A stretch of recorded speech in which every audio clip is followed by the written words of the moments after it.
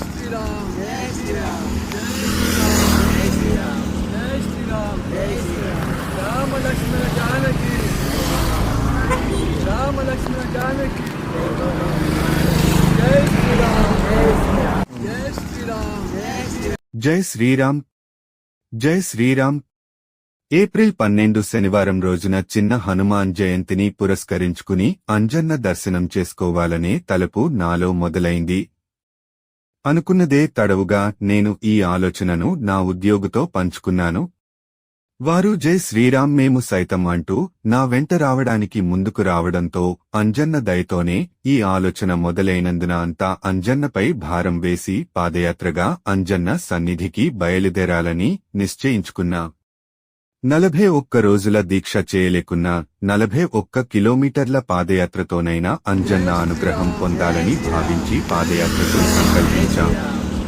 10వ తారీఖు సాయంత్రం 6:30 నేను నా ఉద్యోగులు జక్కుల ప్రవీణ్, వాసిని గణేష్, బన్నీ, పవన్, ప్రమోద్ కలిసి కాషాయ వస్త్రాలను ధరించి కోరుట్ల రామాలయానికి చేరుకున్నాం. 5 రోజుల కిందటే సీతమ్మను మనవాడిన రామయ్య కొలువే ఉన్న సీతారాముల కళ్యాణ వేదిక వద్ద ఆ జంటను దర్శనం చేసుకుని అంజన్నను మనసులో తలుచుకుని మా పాదయాత్రను ప్రారంభించా. తొలి అడుగు రామనామస్మరణతో మొదలైంది. ఇలా అడుగడుగునా రామయ్యను, హనుమయ్యను తలుచుకుంటూ కోరుట్ల సాయిబాబా ఆలయం, వెంకటాపూర్ వెంకటేశ్వరుని స్వాగత తోరణం, మోహన్ రావుపేట పోచమ్మ తల్లి ఆలయం దాటి అడుగులో అడుగేస్తూ అంజన్న నీదే భారం అంటూ ఉత్సాహంగా పాదయాత్రను కొనసాగించాం. మేడిపల్లి రామాలయం దాటి గ్రామ శివారుకు చేరుకునే క్రమంలో కొందరు భక్తులు మాకు పండ్లు, మంచి నీటిని అందించి ఉత్సాహపరిచారు. రామయ్య కోసం వానరులు వారధి కట్టే సమయంలో ఒడతా సాయంలా వారి సాయం మాకు మరింత స్ఫూర్తినిచ్చింది. ఇలా మేడిపల్లి దాటుతున్న క్రమంలో మాకు అనుకోకుండా ఓ అంజన్న దీక్షాపరుడు కలిశాడు. ఆయనే మమ్మల్ని గుర్తుపట్టి, డాక్టర్ గారు మీరు నాకు బాగా తెలుసు, నా పేరు కొమ్మతోటి భాస్కర్ రావు అని పరిచయం చేసుకున్నాడు. అంతేకాదు కోరుట్లలో మా అయమే భవన నిర్మాణ మేస్త్రీగా పనిచేస్తున్నట్లు చెప్పిన ఆయన పాదయాత్రలో మా వెంట వస్తానని అడిగాడు. అంజన్నే ఆ రూపంలో మా వెంట వస్తున్నాడని భావించిన మేము ఆయనను కూడా కలుపుకుని రామలక్ష్మణ జానకి జై బోలో హనుమాన్కి అంటూ ఉత్సాహంగా జగిత్యాల వైపు నడక ప్రారంభించా. ఇలా రాత్రి 9:30 వరకు తాటిపెల్లి చేరిన మా బృందం అదే ఉత్సాహం కొనసాగిస్తూ 11:30 వరకు జగిత్యాల శివారులోని డీమార్ట్ వద్దకు చేరుకున్నాం. అక్కడే కాస్త సేదదీరి అందరం కలిసి డీమార్ట్ గేట్ ముందర కూర్చుని సహపంక్తి భోజనంలా అల్పాహారం సేవించా. అనంతరం అంజన్న ఆశీస్సులతో తిరిగి అంజనాద్రి దిశగా ముందుకు నడిచాం. ఇక జగిత్యాలకు చేరేసరికి నడిరేయి దాటింది. శరీరంలో కొంత అలసట మొదలైంది. ఇక చాలంటూ మాకు విశ్రాంతి అవసరం అంటూ మడేలయ్య గుడికాడనే మా బృందం నుంచి 4 సభ్యులు పవన్, బన్నీ, ప్రమోద్, గణేష్లు పాదయాత్రకు విరామం ఇచ్చి ఆలయంలో సేదతీరారు. అంజన్న ఉంటే అలసట ఎక్కడిది అంటూ మేము, అంటే నేను, ప్రవీణ్, మేస్త్రితో కలిసి ముందడుగు వేశాం. 1 గంట సరికి జగిత్యాల బస్టాండ్ సమీపంలో సిగ్నల్ వద్ద బాంబే షాపింగ్ మాల్ ముందర కొంతసేపు కూర్చుని విశ్రాంతి తీసుకున్నాం. అక్కడే పాదయాత్ర భక్తులకు ఇబ్బందులు లేకుండా పహారా కాస్తున్న పోలీసు సోదరులను పలకరించి మళ్లీ యాత్రను కొనసాగించాం. బోలో హనుమాన్ కీ జై, పవనపుత్ర హనుమాన్ కీ జై అంటూ అడుగులు వేశాం.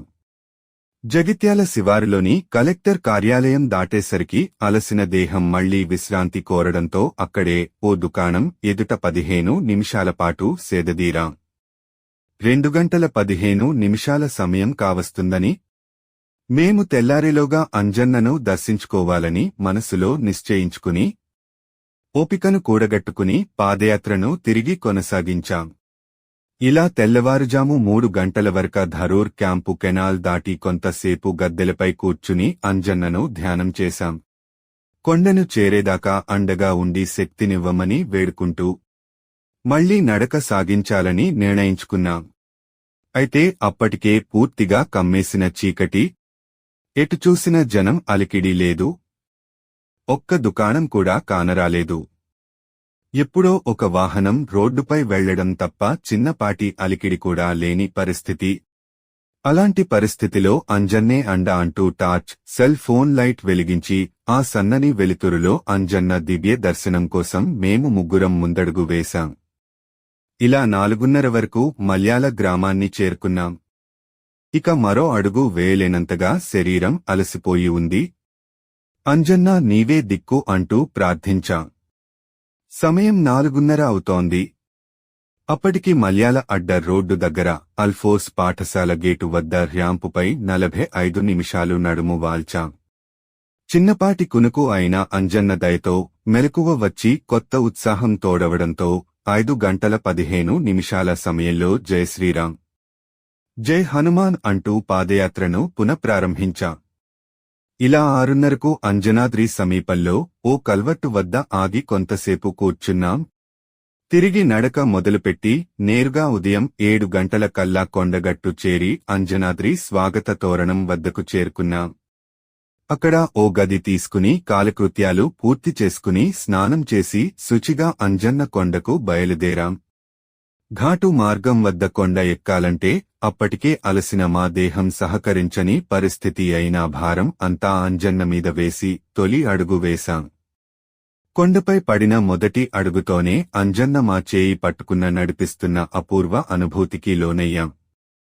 అంజన్నే వెంట ఉంటే అలసట ఏమిటి అనుకుంటూ ఆ మారుతి దర్శనం కోసం ఉత్సాహంగా కొండ మార్గంలో ముందుకు నడిచాం. అప్పటికే ఆకాశంలోని సూర్యుడు సింధూరవణంలో హనుమంతునిలా అగుపడుతుండగా ఆ సింధూరవణపు మారుతి దర్శనం కోసం మేము ఆసక్తిగా పాదయాత్రను అంజన్న ఆలయం దిశగా కొనసాగించాం.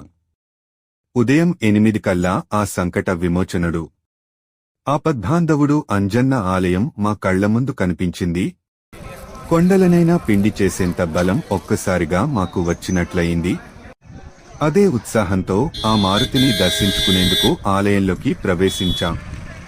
ఒక్కసారిగా గర్భగుడిలో అంజన్నను చూడగానే 41 కిలోమీటర్ల నడక, 14 గంటల నిరీక్షణ పోయి అమోఘమైన ఆధ్యాత్మిక భావన, నిర్మలత్వం మాలో నిండిపోయాయి. కనులారా మారుతిని దర్శించి సదా మాకు అండగా ఉండమని వేడుకుని 8 గంటల 45 నిమిషాల కల్లా ఆలయం నుండి బయటికి వచ్చి స్వామి ప్రసాదంతో సేదదీరాము. రామయ్యను, హనుమయ్యను మనసారా తలుచుకుని తిరుగు ప్రయాణం ప్రారంభించాం. 4 అడుగులేయాలంటే బద్ధకం, 4 నిమిషాలు వేచి ఉండాలంటే అసహనం, 4 నిమిషాలు తీరిక లేని జీవితం.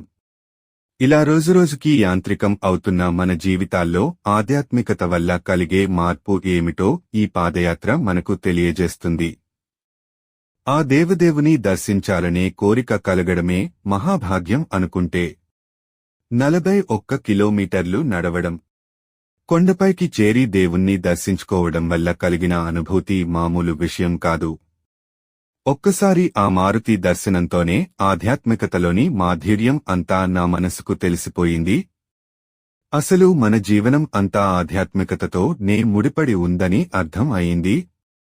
ఉదయమే లేచి ధ్యానంలో దేవుణ్ణి స్మరించిన 4 అడుగులు ఆ ప్రత్యక్ష దైవం సూర్యనారాయణుడి నీడలో నడిచిన మనకు లభించే ఆరోగ్యం ఏ మందుల వల్ల లభించదు. తిరుపతి 7 కొండలు అయినా, మీ ఇంటి సమీపంలోని మరేదైనా ఆలయమైనా ఇలా నడుస్తూ వెళ్లి ఆ భగవంతుని సన్నిధి చేరడంలో అమూల్యమైన తృప్తి దాగుంది. ఏదేమైనా ఆ దేవుని కోసం పడిన కష్టంలోనూ పరమ సుఖం దాగుంది. ఆ దేవుని చేరిన సమయంలో పొందిన ఆనందం పరమానందంలా అనిపించింది. ఆ దేవుని తోవలో తిన్న పప్పన్నం కూడా పరమాన్నంలా అనిపించింది. ఇలా ఆ దేవుని కృపతో ఈ మహద్భాగ్యం నాకు మరపురాని అనుభూతిగా మిగిలింది. జై శ్రీరామ్. మీ డాక్టర్ మిట్టపెల్లి రాజేష్, పిల్లల వైద్య నిపుణులు, మమత మల్టీ స్పెషాలిటీ హాస్పిటల్, కోరుట్ల. జై శ్రీరామ్. మరో చక్కని వీడియోతో మళ్లీ త్వరలోనే కలుద్దాం. అందరికీ హనుమాన్ జయంతి శుభాకాంక్షలు.